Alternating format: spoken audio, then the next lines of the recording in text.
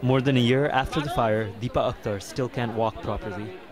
She was a worker in the Tazreen garment factory. In late 2012, over 100 of her colleagues died when the factory caught fire.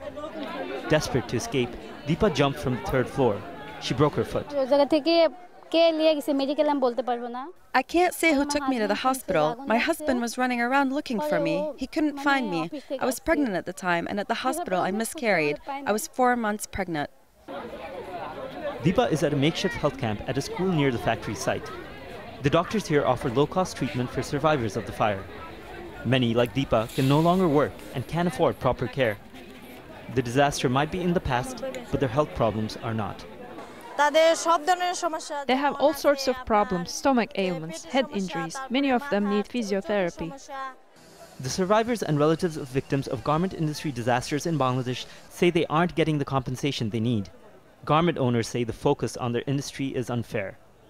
The people who die in launch accident or even road accident, which you see in Bangladesh a lot, in bus or truck accident, they are not human beings and they are not citizens of Bangladesh. Why the labor leaders are not talking about those victims as well? After the blaze at the Tazreen factory, this school porch was lined with the bodies of those who died, many of them charred beyond recognition. Because of the difficulty in identifying some bodies, in both the Tazreen disaster and the Rana Plaza factory collapse, DNA testing has become a key factor in making sure that families of victims receive compensation. This is Bangladesh's only DNA analysis facility. Technicians here struggle to cope with the fallout from the garment disasters.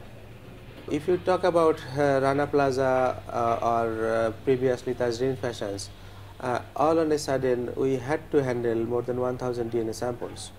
So that was a huge load on the laboratory. AKHTARUZZAMAN says many of the DNA samples were poor quality and cannot be used to identify people. It's a slow process that forces survivors and victims' families to wait. Left without an income and with no compensation, many don't know where to turn to next.